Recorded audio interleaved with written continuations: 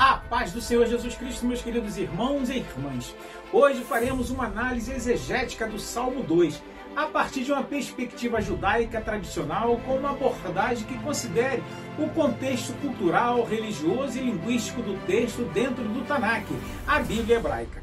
O Salmo 2 é reconhecido no judaísmo como um salmo real, relacionado à instituição da monarquia davídica e à relação do rei com Deus. Vamos iniciar nosso estudo? Preparados? Vamos em frente então. O Salmo 2 é classificado como um salmo real ou Mismor Makurt, frequentemente associado à coroação de um rei da linhagem de Davi. Ele expressa a soberania de Deus sobre as nações e o papel especial do rei como seu representante. No judaísmo, esse salmo é entendido em termos históricos e proféticos, refletindo tanto eventos contemporâneos à sua composição, quanto uma visão escatológica. O salmo pode ser dividido em 4 partes principais. Primeiramente, dos versículos 1 a 3, que fala da rebelião das nações contra Deus e seu ungido. Versículos de 4 a 6, que tem a resposta de Deus, afirmando sua autoridade e o estabelecimento do rei em Sião. Versículos de 7 a 9, a declaração do decreto divino sobre o rei como filho de Deus. E por fim, os versículos 10 a 12, que constam as advertências às nações para se submeterem ao rei e a Deus. Façamos uma análise exegética por seção. Versículos 1 a 3. A rebelião das nações. O texto sagrado diz: porque se amontinam as nações e os povos tramam em vão. Os reis da terra se levantam e os príncipes conspiram juntos contra o Senhor e contra o seu ungido. No contexto histórico, isto reflete a oposição das nações vizinhas à monarquia de Israel. Reis como Davi frequentemente enfrentavam desafios ao estabelecer sua soberania.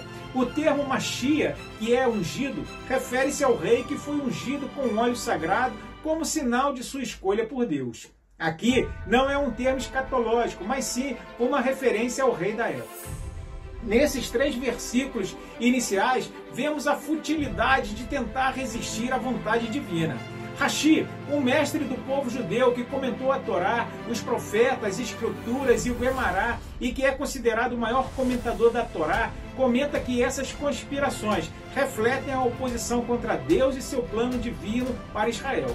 Por sua vez, Radak, um rabino e filósofo da Idade Média, que comentou a Bíblia hebraica e que viveu entre 1160 e 1235 e é conhecido por seus comentários sobre o Tanakh, em particular em Bereshit, Nevi'im, Terrilim, Meshilei e Divrei Hayamim, sugere que o versículo também pode apontar para conflitos futuros em um contexto messiânico.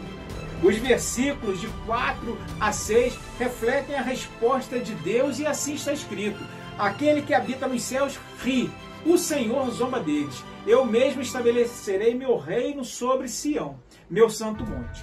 O reino de Deus é uma expressão antropomórfica que simboliza sua superioridade sobre as maquinações humanas. Ele não é afetado pela rebelião das nações. A menção de Sião como Monte Santo destaca Jerusalém como centro espiritual e político do reino. No judaísmo, Sião representa a conexão entre o mundo terreno e divino. Rabi Avraham Ibn Ezra foi um comentarista, mestre da Torá e precursor da crítica bíblica. Ele enfatiza que a escolha de Deus é imutável e que o estabelecimento do rei em Sião é um ato divino, garantindo proteção e legitimidade ao governo davídico. Os versículos de 7 a 9 narram o decreto divino, e assim está escrito: proclamarei o decreto do Senhor. Ele me disse: tu és meu filho, e hoje te gerei. Pede-me e eu te darei as nações como herança. Tu és meu filho. Na tradição judaica precisa ser entendido, pois o termo filho aqui é usado metaforicamente, representando o relacionamento especial entre o rei e Deus. O rei é o servo escolhido por Deus, não um filho literal. Hoje te gerei refere-se ao dia da coroação, quando o rei é formalmente reconhecido como representante de Deus na terra. A herança das nações é uma promessa que reflete tanto o domínio político quanto o futuro escatológico de Israel sobre as nações hostis.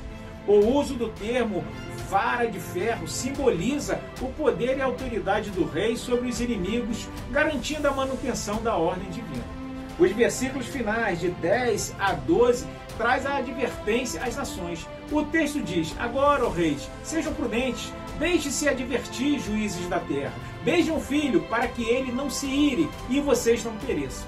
Esses versículos contêm um chamado às nações para reconhecerem a autoridade de Deus e de seu ungido. É uma advertência contra a teimosia em resistir à vontade divina. Ao analisarmos a expressão beijem o filho, precisamos entender que, segundo a tradição judaica, a palavra bar, que significa filho, pode ser interpretado como pureza. Portanto, o significado seria agir com pureza e submissão. O Talmud também discute este salmo relacionando ao serviço a Deus com alegria e reverência.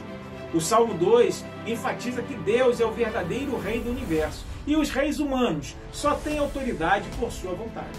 No judaísmo, o rei de Israel é visto como representante de Deus, mas não como uma figura divina.